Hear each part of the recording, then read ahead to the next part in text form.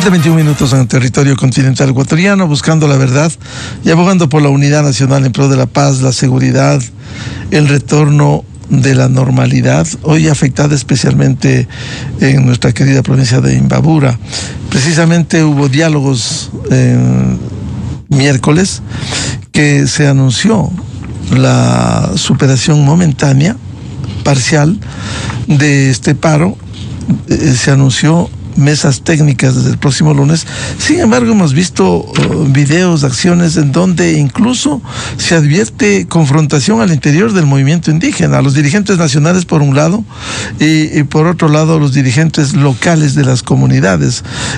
Observamos cómo, por ejemplo, le increparon a la vicepresidenta de la CONAIE, que ha sido una de las duras en este paro y con sus actitudes, y realmente se evidencia esa división y esa actitud de seguir buscando estas acciones que lo único que hacen es dañar al sector productivo, dañar la libre movilidad. Quiero dar la bienvenida al señor asambleísta de Imbabura, del Movimiento Construye, exalcalde de Ibarra, exprefecto de Imbabura, para hablar sobre la situación de Imbabura y después también las tareas que cumple la Asamblea Nacional. Hubo un comunicado este jueves de la Asamblea que reveló el rechazo formal a agrupaciones parlamentarias sin sustento legal que han creado un frente parlamentario. ¿De dónde sacan eso? De la Revolución Ciudadana. Hablaremos luego de esto. Pero ¿qué está pasando en Imbabura? Hoy Diario Expreso, Diario El Universo dice: indígenas de Imbabura no reconocen acuerdo unos y dicen que el paro sigue cuando otros buscan que vuelva la normalidad y el trabajo. Pablo, muy buen día. Buenos días, Miguel. Preocupado igualmente por lo que sucede en mi provincia y a través de ustedes enviarles un saludo para que se retomen las conversaciones con el Ejecutivo y se llegue a un final que quiere la mayoría de imbabureñas y de imbabureños, que es el de volver a trabajar, el de volver a la normalidad. En ese sentido, ¿cómo lograr salidas? Hubo diálogos ya con el ministro del Interior. Sin embargo, vemos que los bloqueos han continuado ayer y continúan hoy. Estimado Miguel, el país debe conocer hace 20 días exactamente. Yo recibí una llamada telefónica de la señora vicepresidenta de la CONAIE, que es otavaleña, es paisana, la ingeniera Ercilia Castañeda. Esa misma noche recibí también una llamada de Salvador Quispe, preocupado por lo que ya estaba sucediendo en la provincia de Imbabura, solicitando que pueda generar una línea de diálogo. Ese papel es el que yo cumplí a partir de ese llamado, el generar esa línea de diálogo. Y se lo consiguió ventajosamente, y a través del delegado de la Presidencia de la República se establecieron conversaciones con miras a superar este problema y llegar a entendimientos. Incluso hace más de 10 días, Miguel, en la alcaldía de Antonio Ante estuvo ya la ministra de Gobierno y el ministro de Inclusión Social, con la finalidad de firmar un documento que había sido elaborado la víspera en una asamblea o en una reunión de la Federación Indígena y Campesina de Imbabura. Desgraciadamente se boicoteó ese acuerdo también, ¿no? Llegaron personas en una actitud primero violenta, luego con el afán de desprestigiar y de afectar la honra de los dirigentes. Hay gente que no duda en acusar a los dirigentes y decirles que ya han recibido plata del gobierno nacional, y la única intención de esos pronunciamientos, de esos mensajes, obviamente es el de deslegitimar el trabajo y la acción que cumplen la dirigencia. Se vino trabajando en conversaciones con los pueblos, porque la gente debe entender que en nuestro territorio, en la provincia de Imbabura, existen pueblos ancestrales. El pueblo Caranqui, que está comprendido entre la parroquia Angochagua y la parroquia La Esperanza; el pueblo Cayambe, que es San Pablo y González Suárez; el pueblo Otavalo, que corresponde a San Rafael, a Eugenio Espejo, a Miguel Egas, a Quichinche y a Irumán. Y hay un pueblo también, Natabuela, que está en el cantón Antonio Ante, y la otra organización, obviamente, que tiene su autonomía, que es la Unión de Organizaciones Campesinas del Cantón Cotacachi, la UNORCAJ. Y por el otro lado, nosotros tenemos el pueblo afrodescendiente, que está en el Valle del Chota, que miro que en las últimas horas también se ha activado y hay problemas. Es curioso, Miguel, ecuatorianas y ecuatorianos, cómo empiezan a coincidir las cosas. Por un lado, el gobierno nacional dispone el bombardeo de las bocas de mina en el sector de Buenos Aires, para que la gente tenga una idea. Buenos Aires corresponde a la parroquia Urcuquí. Si usted sale en vehículo pequeño y sin ningún inconveniente de Ibarra a Buenos Aires, estamos a 2 horas. Y una vez que estamos en Buenos Aires caminando para llegar a donde están las minas, más o menos como caminan los campesinos, estaríamos casi a 1 hora, ¿no?, de ese lugar donde desgraciadamente, pese a las intervenciones de las Fuerzas Armadas, hay gente que siguió insistiendo. Ya no salían por el pueblo, por Buenos Aires, sino estaban saliendo y entrando por el sector de Río Verde, que nos conduce hacia la zona del Ita. En las últimas horas se hace el bombardeo en estos sectores, y coincidencialmente hay también la explosión en Guayaquil, hay explosiones en 2 puentes, ¿no? Y se activa automáticamente también la zona del Valle del Chota. Entonces, ahí se genera, esto? Claro, ahí se genera una serie de interrogantes. Entiendo yo, el gobierno nacional tiene mucha información que al interior de estas acciones, obviamente se filtran otro tipo de intereses que están identificados con este grupo, el grupo Los Lobos, que sería hoy por hoy la organización criminal que más elementos subversivos tiene.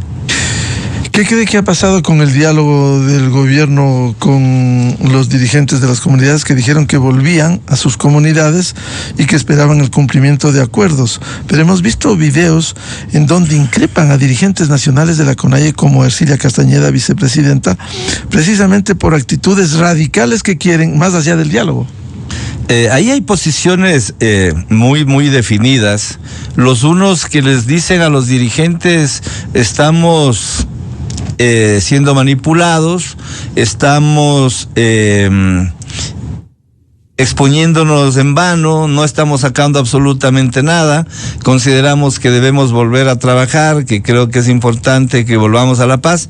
Y hay el otro sector que dice: no, nosotros tenemos que continuar en la lucha, nosotros tenemos que seguir buscando que se derogue el decreto 126. Incluso el día lunes de esta semana, cuando se establece ya una reunión después de que el convoy que venía desde la ciudad de Ibarra hacia Otavalo con el fin de entregar bombonas de gas, porque el país conoce que en algún momento el gas que produce Ajib Gas en la ciudad de Ibarra, cuando se dirigía a Otavalo, era interceptado por grupos de indígenas, y obviamente se empezó a administrar el gas desde esa visión para ayudar a quienes sí estaban en la medida de hecho, a quienes sí estaban en el paro, mientras el resto de la gente tenía que mantenerse a la expectativa, o eran condicionados obviamente para entregar a un determinado sector una cantidad de cilindros de gas, pero a cambio también de que se les entregue un quintal de arroz. Eso se lo vivió al interior, se lo hizo a través de las redes sociales, se lo hizo público. Todo ese tipo de cosas fue preocupando al gobierno nacional, hasta que el día lunes, se dispuso que se entre con el convoy a Otavalo, y todos sabemos lo que sucedió. Ahí hubo más o menos 40 detenidos. Eso de alguna manera sirvió también para que las autoridades locales se preocupen, y en ese momento ya apareció la señora alcaldesa de Otavalo, ¿no?, a solicitar al ministro de gobierno, que personalmente se encontraba en Otavalo, el ministro Reinberg, para decirle que por favor se va a suspender obviamente la violencia por un lado, y que se suspenda la fuerza también por el otro lado, para que al siguiente día se sienten en una mesa de diálogo. El ministro accedió a ese pedido. Al siguiente día, al mediodía, se reunieron por más o menos 6 horas. Antes se había definido que, porque hay una duda, no sé, históricamente, qué qué elementos existan para que surja la duda, las bases, como ellos señalan, no creen que sus dirigentes van a llegar a acuerdos de manera transparente, sino a cambio de dinero. Entonces, eso hace que el dirigente también empiece a protegerse, tome cuidados, y para que vean que el diálogo era transparente, obviamente se tomó la decisión de que los pueblos a los que yo ya me referí, vayan 3 por cada uno de estos pueblos ancestrales, que vayan 3 personas por cada una de las uniones de organizaciones que tienen las parroquias, más los representantes de la UNORCAC y más también el representante de la FICI. Ahí se sentaron en la mesa de diálogo, obviamente se establecieron o abordaron los temas que tenían que abordar, se llegó a una conclusión, y desgraciadamente más tarde, cuando el país sabía que eso se terminó, más tarde dijeron: no, nosotros no obedecemos ni hacemos caso a lo que se ha resuelto en esa reunión. Bueno, ¿cuáles son las salidas? Queremos dejar planteada la inquietud al asambleísta Pablo Jurado. Vamos a ir a una cadena oficial y volvemos con este diálogo. A continuación, XFM se une a una cadena nacional. Para los ecuatorianos, la consulta popular y referéndum 2025, este domingo 16 de noviembre, será una demostración de que con nuestro voto podremos seguir transformando el futuro del Ecuador. Para ello recibiremos una papeleta que contendrá 3 preguntas de referéndum y una pregunta de consulta popular. Pregunta de referéndum que consta en el casillero A. Actualmente, la Constitución de la República del Ecuador no permite el establecimiento de bases militares extranjeras, ni de instalaciones extranjeras con propósitos militares, y prohíbe ceder bases militares a fuerzas armadas o de seguridad extranjeras. ¿Está usted de acuerdo con que se elimine la prohibición de establecer bases militares extranjeras o instalaciones extranjeras con propósitos militares, y de ceder bases militares nacionales a fuerzas armadas o de seguridad extranjeras, reformando parcialmente la Constitución de conformidad con el anexo de la pregunta? Sí, no. este domingo 16 de noviembre, tu voto por Ecuador. Consejo Nacional Electoral, Referéndum y Consulta Popular 2025. La decisión es tuya. Esta fue una cadena nacional. Usted escucha la revista de opinión Democracia.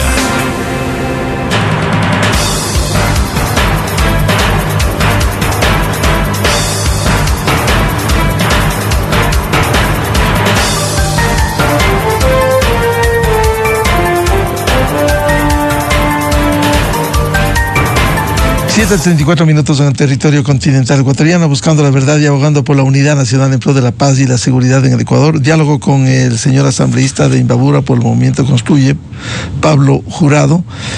Nos ha explicado este proceso de diálogo en donde se ha contribuido para buscar salidas.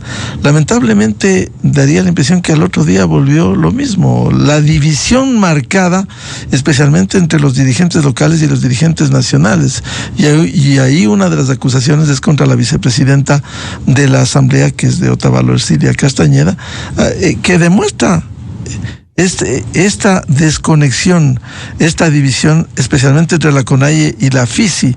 ¿A qué obedece esto? Mire, hace un momento el catedrático universitario Gabriel Hidalgo, ¿no?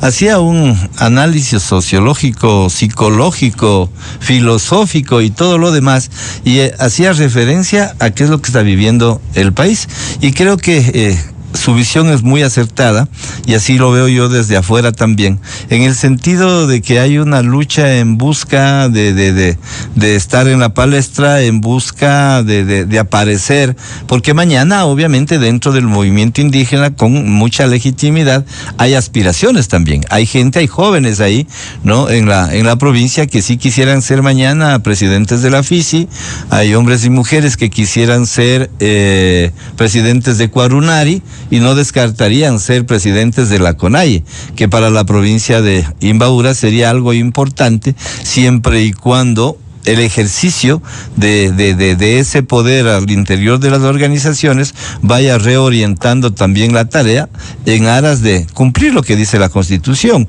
es decir, ese derecho establecido para la resistencia, para poder protestar cuando no estoy de acuerdo, pero nunca, obviamente, caer en la violencia. Ojalá, insisto, lleguemos a ese momento donde tengamos organizaciones sociales que no busquen la violencia y, por otro lado, obviamente, el Estado aplica la fuerza y hay ese contrapeso, es decir, por un lado el Estado con la fuerza y por el otro lado la sociedad con la violencia. ¿En qué concluye? En 40 detenidos que hubo en Otavalo, ¿no? Inteligentemente, entre comillas, no fueron judicializados, no fueron inmediatamente, de lo que yo conozco, puestos a órdenes del fiscal, a pedido obviamente de las autoridades locales, para que al siguiente día que había la reunión con más de 60 representantes de los diferentes sectores sociales e indígenas de Otavalo se pueda sacar una resolución. Se pusieron en libertad a ellos, ¿no? Salieron ellos, adquirieron la libertad, es decir, por una parte ya el compromiso del ministro, que así había sido la víspera, se cumplió. Luego están ya en Ibarra, los detenidos que estaban fuera de Ibarra ya están en Ibarra. Entiendo que hoy a las 11 de la mañana, si no me equivoco, hay la audiencia para formulación de cargos. Estimemos nosotros, aspiramos nosotros, obviamente que las detenciones hayan sido por presunción, ¿no? Porque sucede eso, obviamente, cuando hay ese tipo de cosas, tú empiezas a salir corriendo y al primero que lo encuentran en contravía le van a detener, pero habrá otros casos que hayan las pruebas suficientes y creo que con las pruebas necesarias, con los elementos de convicción que presente la Fiscalía, los jueces tendrán que asumir, obviamente, su responsabilidad. Aspiramos nosotros, y lo venimos haciendo desde la Asamblea, desde el tercer día que ya se generaron los primeros pronunciamientos al interior del hemiciclo, esperamos que se sienten a dialogar, pero aquí hay un problema.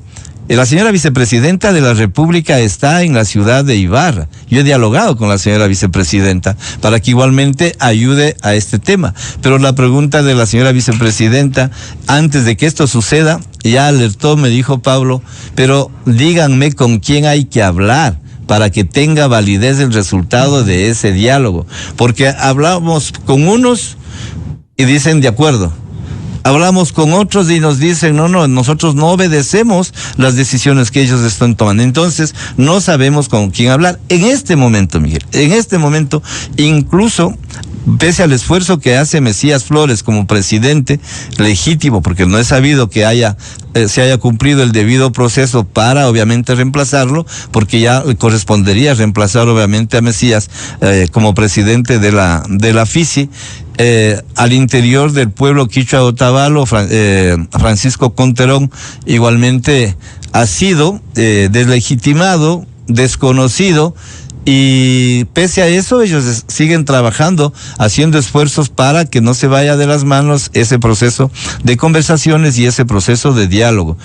Se había decidido que en el transcurso de esta mañana se convoque a un parlamento, ¿no?, indígena, que lo harían donde le están velando al señor Guamán, que fue la segunda víctima, desgraciadamente, como consecuencia de estos enfrentamientos, y sería ese parlamento, ¿no?, el que tome la decisión y nos diga desde mañana o desde esta tarde, la dirigencia de la FICI cae en tales manos, la dirigencia del pueblo quichua Otavalo cae en estas manos. Obviamente que no es tan legítimo lo que se va a hacer, sin embargo, si es que eso serviría para solucionar el problema, eso sería lo mejor. Pero si eso sirve para radicalizar el problema, no lo vemos bien. Ahora, esa evidente división en las comunidades y en la dirigencia indígena refleja qué aspiraciones, qué es lo que están buscando. Están en el andarivel político. ¿Por qué todos no contribuyen a la búsqueda de soluciones? Pidiendo, pues, evidentemente la atención de las demandas que no han sido atendidas. Claro, no podemos cerrar los ojos a estas alturas. El tema se volvió político. Las conversaciones que se filtraron entre entre la dirigencia de ERC como organización política en Imbabura, más tarde el mismo llamado de la señora presidenta de ERC al decirles a los hermanos indígenas, en otras palabras, que continúen y que si es que necesitan asesoría legal, se les ofrecía abogados, y si necesitaban alimentación, también se les ofrecía alimentación, y si necesitaban más refuerzos, también la militancia obviamente podía ir a reforzar. Ese tipo de cosas no le hacen ningún bien al país. Yo creo que los liderazgos, las dirigencias, las organizaciones políticas no debemos estar o no deben estar encaminadas a endurecer las posiciones o a incentivar el desorden, sino más bien que vuelva el orden, que vuelva la tranquilidad. Insistimos, nosotros somos muy respetuosos, como el que más, que lo que está escrito en la Constitución, que es un derecho a la resistencia, pues eso nosotros aplaudimos en todo momento. En Ibarra, incluso, Miguel, antes pasaban nuestros hermanos indígenas de Angochagua y de La Esperanza haciendo escuchar su voz por las calles, particularmente por el sector del Mercado Amazonas o cerca de la gobernación. La gente de los almacenes, de los locales, a los balcones salía a aplaudirles, porque estaban en una actitud pacífica y estaban haciendo uso de su derecho. Ahora hay que cerrar los locales para que no le saquen. Claro, este rato la gente escucha que van a pasar por ese sector y lo primero que hace es cerrar los locales, porque desgraciadamente sí ha habido amenazas, incluso agresiones en un sector que se llama el Mercado La Playa, ¿no? A través de las redes sociales se difundió de cómo se le agrede a un señor que el único pecado que está haciendo es trabajar. Es que este país, el momento en que dejemos de trabajar, simplemente se va para atrás. Ahora, esta división en el sector indígena, ¿cómo afecta para el encuentro de soluciones?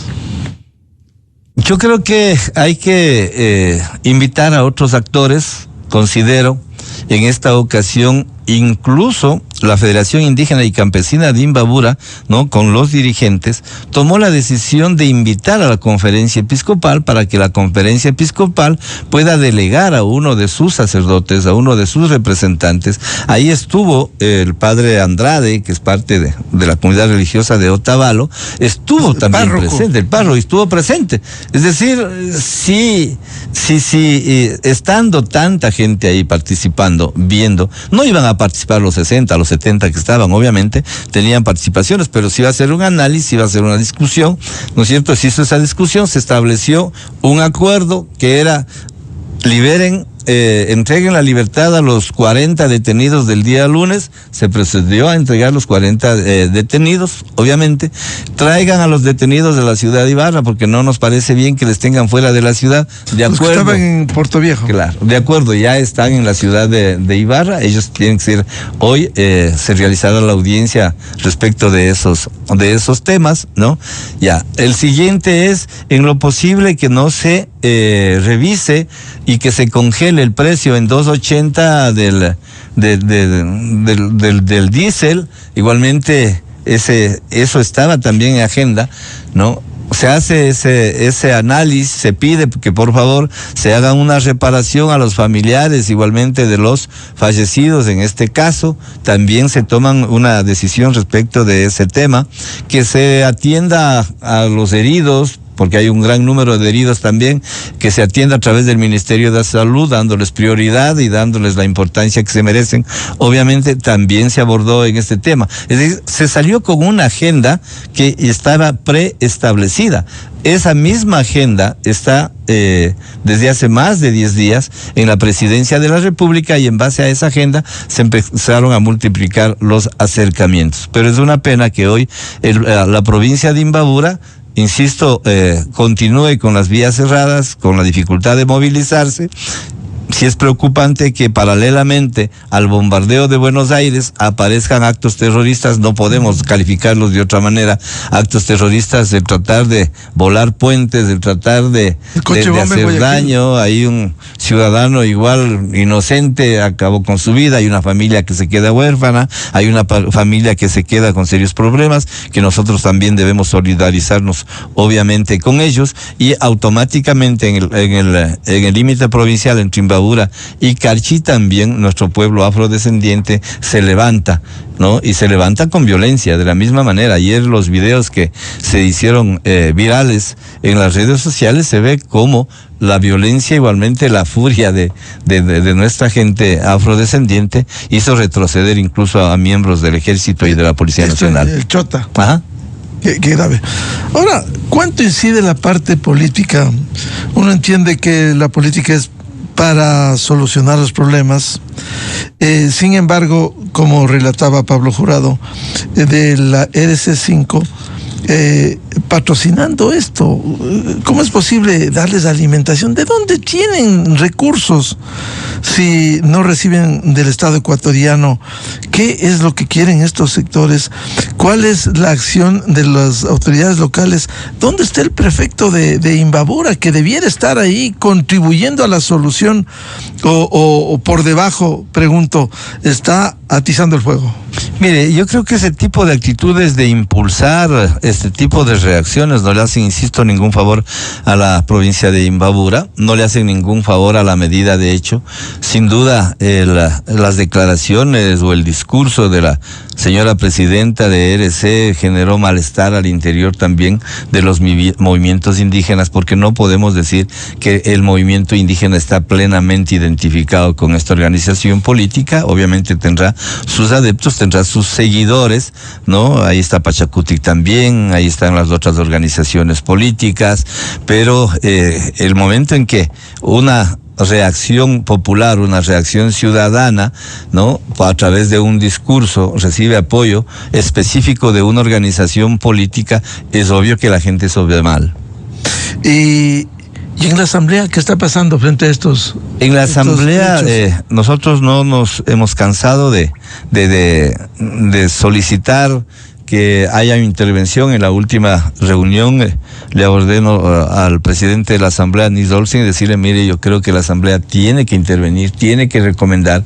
Si hay errores en el ejecutivo, hacerles notar que hay errores. Si es que se puede arrimar el hombro. No es recomendable, Miguel, que ahí aparezcamos los políticos. La gente está cansada de la presencia de los políticos, ¿no? Por eso es que se pensó en la conferencia episcopal, tampoco se ha hecho caso, obviamente, la conferencia episcopal. Por ahí se pide que haya organismos internacionales que tengan que intervenir. No sé si Naciones Unidas debe intervenir, no sé si Cruz Roja debe intervenir. Alguien tendrá que intervenir, pero también es importante saber qué legitimidad van a tener, qué respetabilidad va a tener, ¿no?, el acuerdo al que se pueda llegar. El problema, Miguel, es que hay gente que está interesada en boicotear todo lo que sea solución, y desgraciadamente consiguen ese objetivo. ¿Quiénes son? Ayer yo vi cómo la expresidenta, la ex candidata a la presidencia de la República por Unidad Popular, ¿no?, a quien yo le conozco, obviamente pensamos diferente, Pacha Terán, es la que prácticamente está asumiendo este rato, ¿no?, el liderazgo, y los llamados de Pacha no son a la tranquilidad. Los llamados de Pacha son: aquí está, deroguen el decreto 126, si no conversamos, aquí está este pedido y está en manos del gobierno, nosotros acá no tenemos nada que solucionar, el gobierno tiene que solucionarnos. Entonces yo creo que ese tipo de actitudes no le están haciendo ningún favor a este tema que, insisto, hay otros sectores que en cambio sí quieren que se supere, porque no queremos lamentar más heridos, no queremos lamentar más pérdidas de vida. Insisto, podrán tener toda la violencia del mundo, pero el Estado siempre va a tener la fuerza, y obviamente esa fuerza va a chocar, ¿no? Y mañana también podrían estar dentro de estos enfrentamientos gente infiltrada que lo que quiere es que desprestigiar a las Fuerzas Armadas. Yo he conversado, Miguel, con algunos oficiales en servicio activo y en servicio pasivo, ¿no?, cuando se dice que hay proyectiles que están acabando con la vida de los manifestantes, pero ellos juran y rejuran que no están permitidos para salir a estas manifestaciones con armas de fuego, sino más bien con otro tipo, ¿no?, que no son letales. Pero la pregunta es: ¿y cómo así apareció el primer muerto con bala? ¿No? ¿Cómo así aparece el segundo muerto con bala? ¿Qué está pasando? yo pensaría que internamente, mientras se realizan esas acciones, alguien tiene que haber que esté chequeando, que esté mirando de dónde están saliendo esas balas que están, claro, de dónde están saliendo esas balas que están acabando con la vida, obviamente, de nuestros hermanos indígenas, que tampoco lo vamos a compartir, y tenemos que solidarizarnos con las familias de aquellas personas que lo que hicieron es acatar una invitación de alguien, y no necesariamente son los agitadores los que mueren.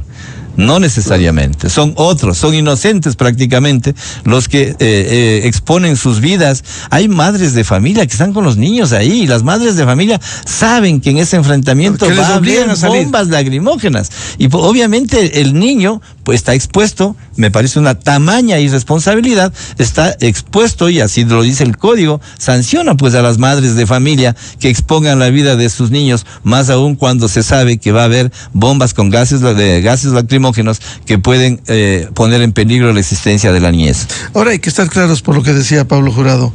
El Estado, las Fuerzas Armadas, la policía, tienen el uso legítimo de la fuerza por mandato legal, el uso legítimo, y desde el otro sector no hay un uso legítimo para actuar en este sentido.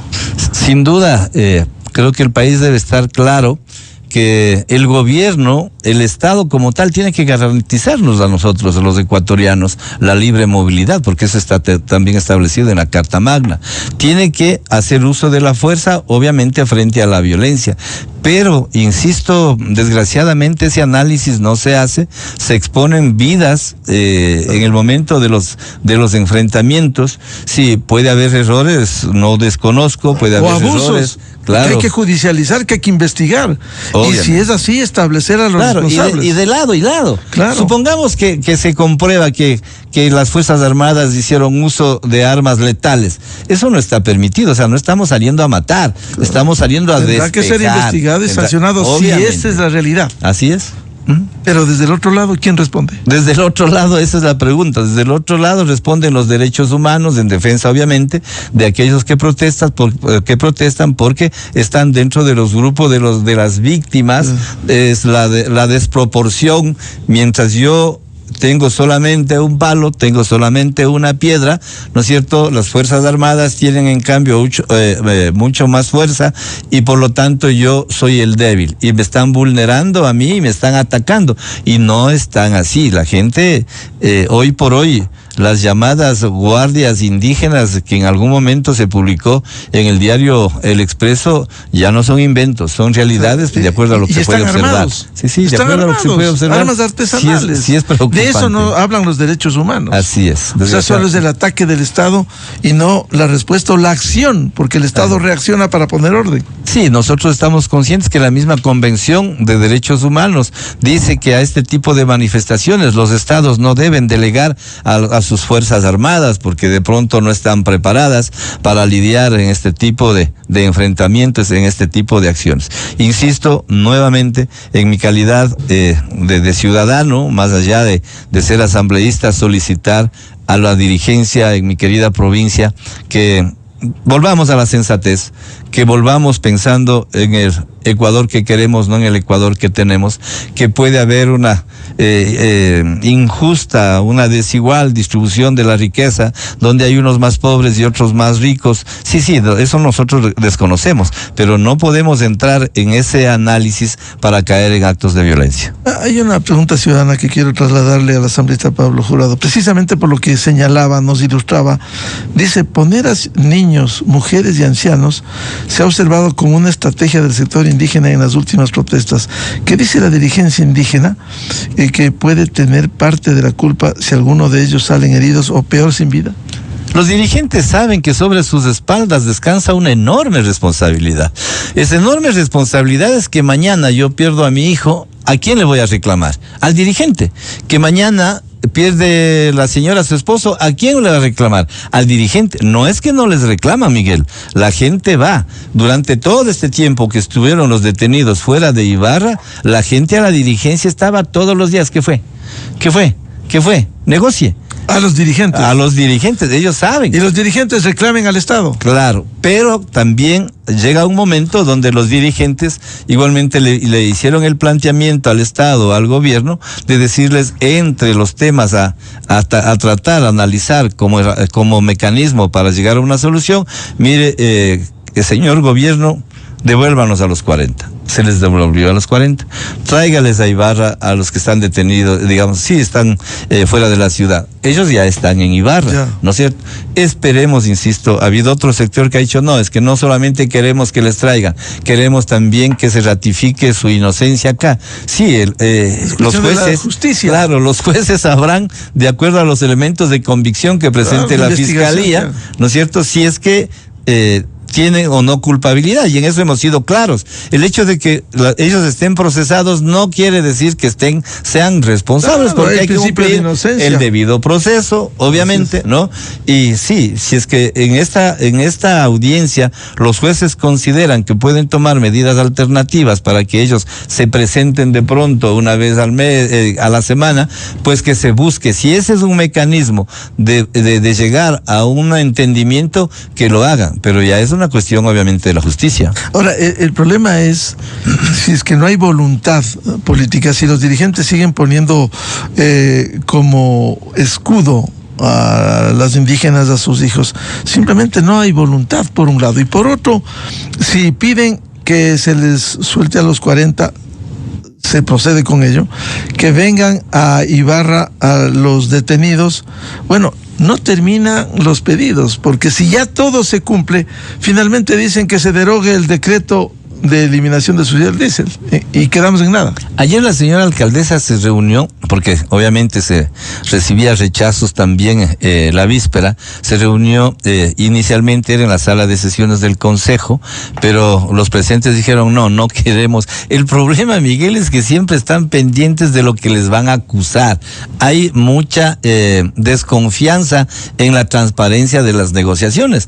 Pidieron no estar en el salón de sesiones, sino más bien salir al atril y en el parque, ahí que todos escuchen lo que están diciendo, es hacer una especie de asamblea popular. Se concedió ese espacio y entiendo que la resolución fue de que cada uno... desconfianza en los dirigentes. Claro. Sí, es que ese es el problema, ¿no? Y lo primero que piensan, no sé si históricamente así habrá sucedido, lo primero que piensan es que si tú llegaste a un acuerdo es porque el Estado o el gobierno ya te dio plata, ¿no? O les acusan de que la familia ya va a tener fuentes de trabajo.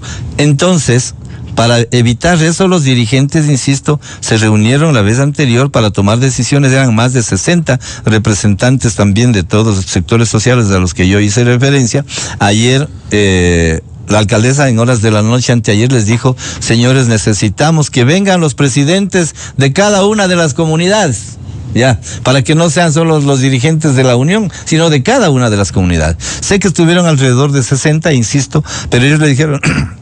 No, queremos que nos vean lo que estamos decidiendo. Por lo tanto, salgamos al parque. En el parque, de lo que yo conozco, extraoficialmente se resolvió de que cada uno de los dirigentes va a establecer una agenda de necesidades para ponerla en conocimiento, obviamente, al gobierno nacional. Esperemos, insisto, que en el transcurso de estas horas nuevamente se busque la mejor alternativa, ¿no? Y que vuelva a la tranquilidad y vuelva a la normalidad a la provincia. ¿Qué tiempo nos regresa a Ibarra, Pablo Jurado? Ya vayamos por el mes. Por el mes, no hay cómo volver. Un tema final por ahora con el asambleísta Pablo Jurado. Ayer la Asamblea Nacional emitió un comunicado de rechazo formal a agrupaciones parlamentarias sin sustento legal. Ayer desde la Revolución Ciudadana se anunció la creación de un frente parlamentario. ¿Qué es eso? Mire, sin duda es un manejo político que genera populismo, que genera demagogia, de querer aparecer como los salvadores de la patria, desgraciadamente, cuando ellos están ahí adentro arengando para que esto no se solucione. Es un juego político que no solamente la bancada de ADN no le ve bien, sino el país tampoco le ve bien. Bien, muchas gracias al señor asambleísta de Imbabura del Movimiento Construye, Pablo Jurado, exalcalde de Ibarra, exprefecto de Imbabura. Seguiremos en contacto. Ojalá la provincia retome la normalidad y se pueda circular libremente por esas vías a esa bella provincia del turismo, hoy afectado incluso el turismo comunitario. Muchas gracias, Pablo. Gracias, Miguel. Muy amable. 8 de la mañana en el territorio continental ecuatoriano. Vamos a una pausa. Diálogo previsto con el ingeniero Marco López, ex superintendente de compañías y ex miembro de la Junta Monetaria, para hablar sobre las reformas al Código Orgánico Monetario y Financiero. Faltan pocos días para disfrutar de la Gran Cava Supermaxi. Este 24 y 25 de octubre, el Centro de Convenciones Bicentenario se llena de música, gastronomía y experiencias exclusivas. No te pierdas este encuentro